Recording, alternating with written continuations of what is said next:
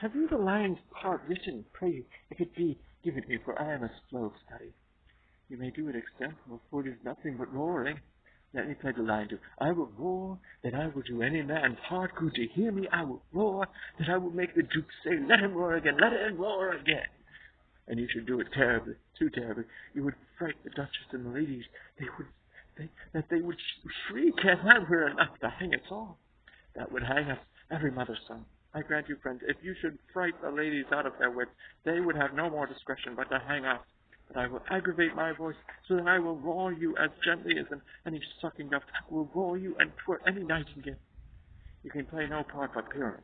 For Pyramus is a sweet-faced man, a proper man, as one shall see in a summer's day, a most lovely gentleman like. Therefore you must needs play Pyramus. Well, I will undertake it. What gift were I best to play it in? Why, what you will. I will discharge it in either way, your straw-colored beard, your orange tawny beard, your purple and gray beard, or your French crown-colored beard, your perfect yellow. Some of your French crowns have no hair at all, and then you will play bare-faced, but masters, here are your parts. I do entreat you, request you, and desire you to con them by tomorrow night, and meet me in the palace wood, a mile without the town by moonlight. There will be rehearsed, for if we meet in the city, we shall be dogged with company, and our devices known. In the meantime, I will draw a bill of property such as our play wants. I pray you, fail me not. We will meet, and there we may rehearse most obscenely and courageously. Take pains, be perfect. Adieu. At the Duke's Oak we meet. Enough. Hold or cut bowstrings.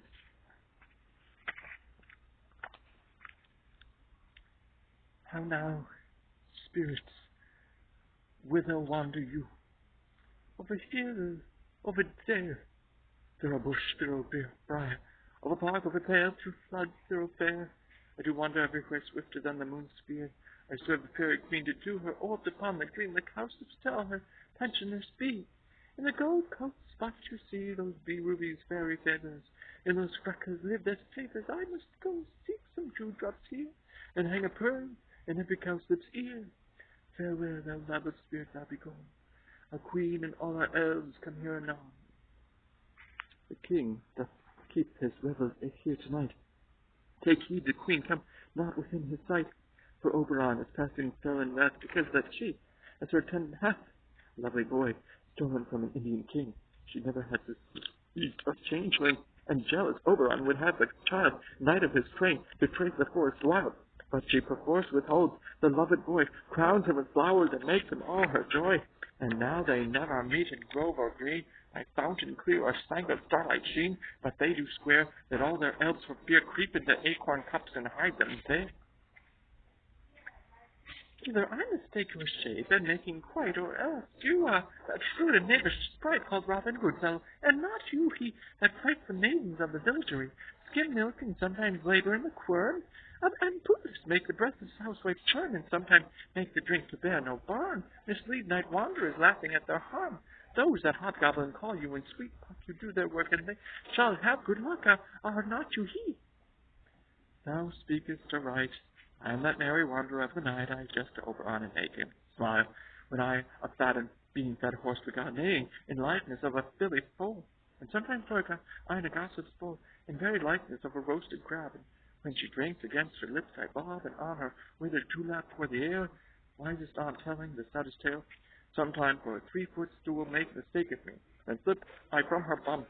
Down topples she, and Taylor cries and falls into the cough, and then the whole choir hold their hips and laugh and waxen in their mirth, and sneeze and swear, and nary an hour was never wasted there. But poor fairy, here comes Oberon. And here, my mistress, would that he were gone. I'll net by moonlight proud Titania. What jealous Oberon? Fairies, skip hence. I have forsworn his bed and company. Tarry, rash wanton, am I not thy lord?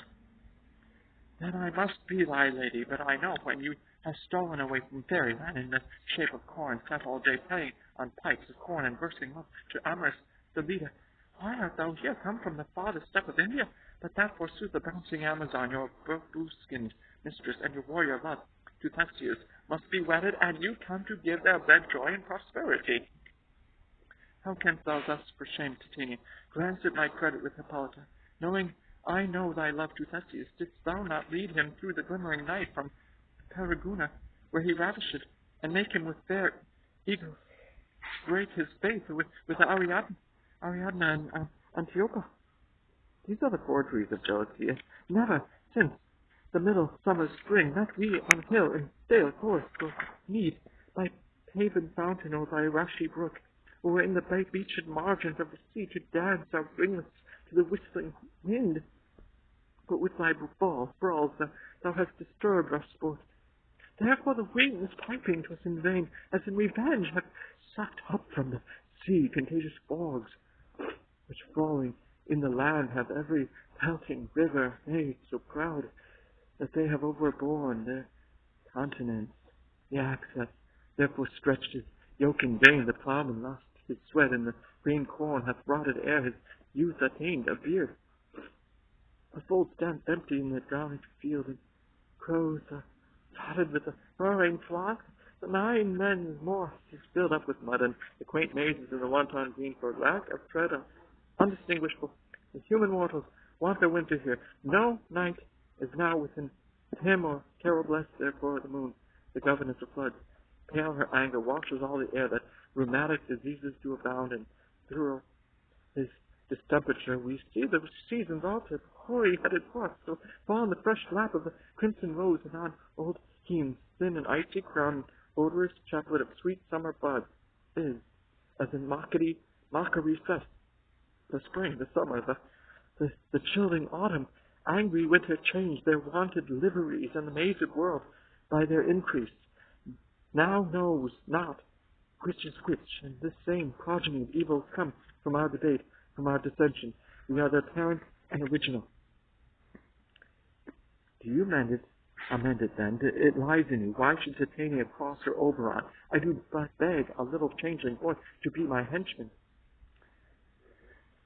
Set your heart at rest, that the fairyland buys not the child of me. His mother was a votaress of my order, and in the spiced Indian air by night full often hath she gossiped by my side and sat with me on Neptune's yellow sands, making the embarked traders on the flood, when we have laughed to see the sails conceive and grow big-bellied with the wanton wind, which she with pretty and with swimming gait, following her tuned and rich with my young squire would imitate, and sail upon the land to fetch me trifles and return again, as from a voyage rich with merchandise. But she, being mortal, of that boy did die, and for her sake did I rear up her boy, and for her sake I would not part with him. How long within this wood intend you stay? Perchance till after Theseus' wedding day. If you will patiently dance in our round, and see our moonlight revels, go with us. If not, shun me, and I will spare your haunts. Give me that boy, and I will go with thee. Not for thy fairy kingdom, fairies away, we shall try downright, if I longer stay. Well, go thy way, thou shalt not from this grove, till I torment thee for this injury. My gentle Puck, come hither, thou rememberest, since once I sat upon a promontory, and heard a mermaid on a dolphin's back uttering such dulcet and harmonious breath, that the rude sea grew civil at her song, and certain stars shot madly from their spheres to hear the sea-maid's music. I remember. That very time I saw that thou couldst not lie between the cold moon on the earth, Cupid all-armed. A certain aim he took, and at a fair vestal throned by the west, and loosed his love shaft smartly from his bow, as it should pierce 100,000 hearts. But I'm